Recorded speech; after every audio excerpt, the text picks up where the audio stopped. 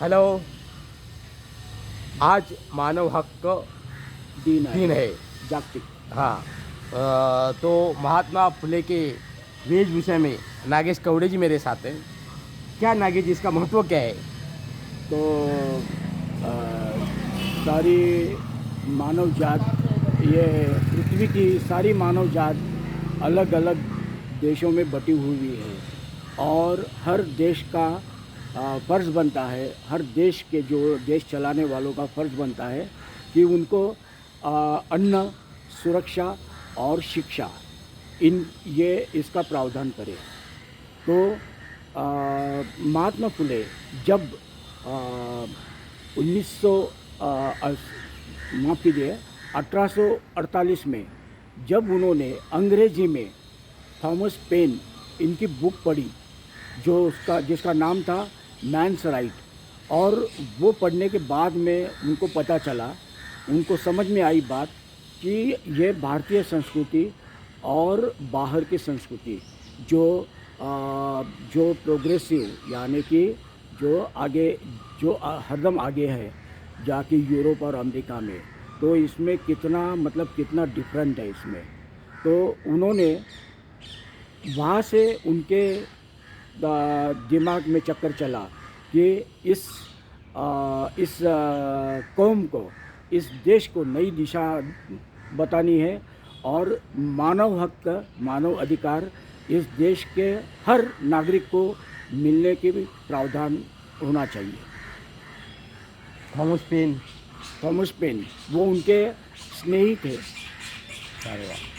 तो आज मानव हक का दिन है और महात्मा फुले जी के वेशभूषा में नागेश जी ने आपको कहा है, मेरे को यही आगे लेने का है। उनके गुरु छत्रपति शिवराय थे और हम लोग क्या इतिहास जो है ना, इतिहास को भूलना नहीं चाहिए। हाँ, सही, बिल्कुल सही।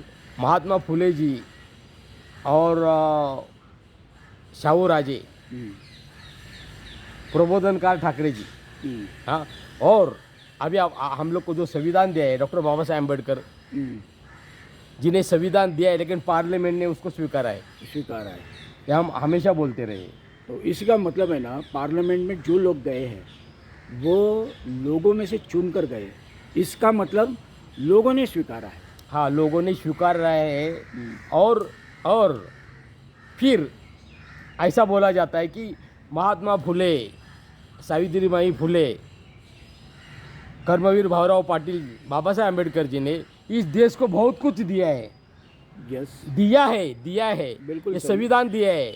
अरे आप चुन कर आते हैं और हाथ जोड़ते हैं आप हम्म, पोस्टर में।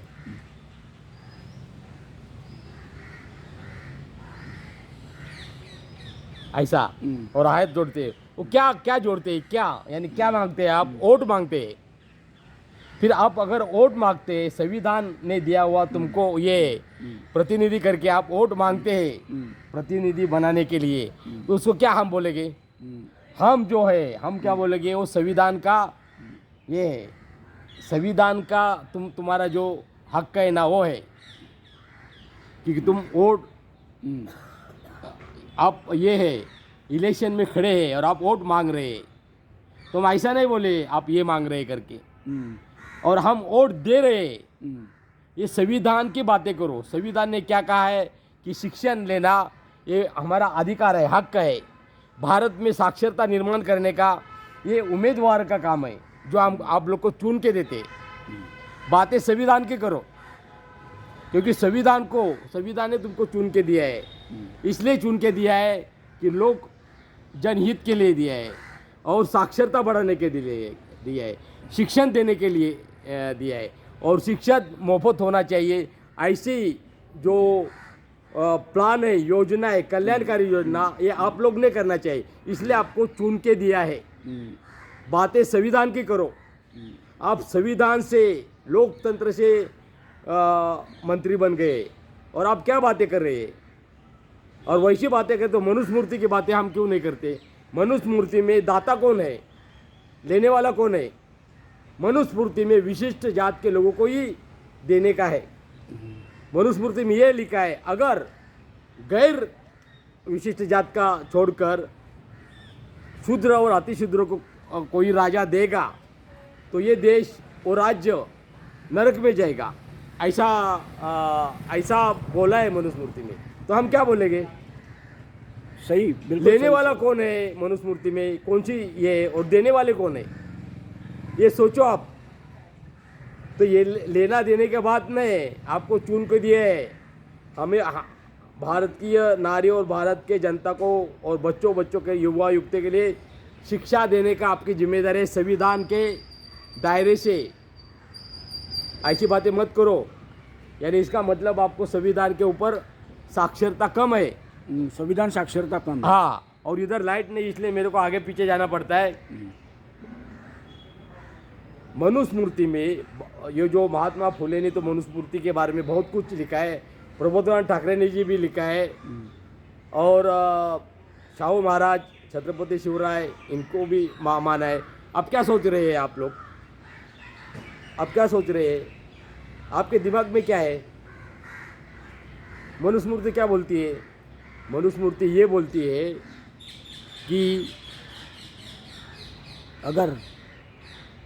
अगर शूद्रों के कल्याण की बातें योजना, करेगा, योजना, हाँ, जो राजा करता है वो राज्य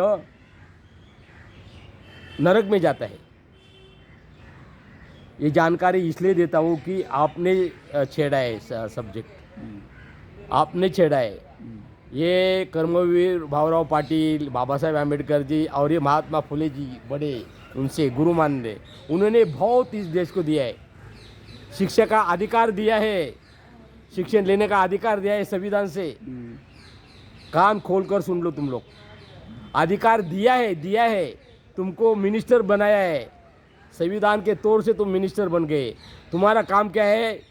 या ऐसा कुछ बातें करने का तुम्हारा काम नहीं।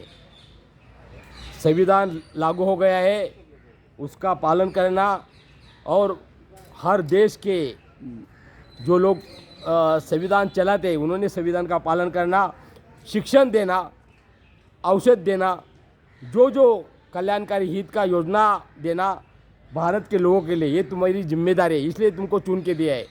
वापस बोलता हूँ, तुम जब हाथ जोड़ते हैं ना इलेक्शन के समय, वो क्या करते हैं? क्या मांगते हैं? क्या मांगते हैं? वोट मांगना। ये संविधान ने आपको बोला वोट देना, हम आपको चुन के देने वाले हैं। हम ऐसे नहीं बोले आप वोट मांगते हैं नहीं, क्या आप जो बोले वो नहीं बोलेंगे? वो नहीं बोलेंगे। इतना ही बोलता हूँ।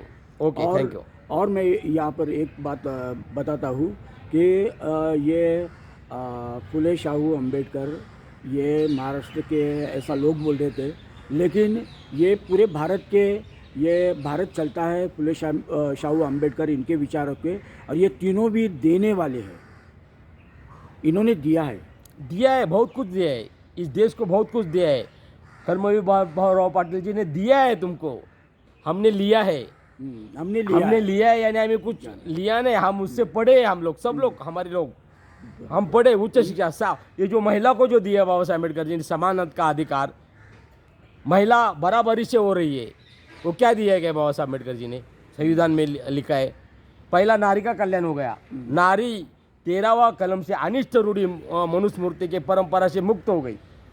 ये दिया है आपको, और आपको भी दिया है, आपको मिनिस्टर बनाया है, कुछ तो करो, या ऐसी बातें मत करो।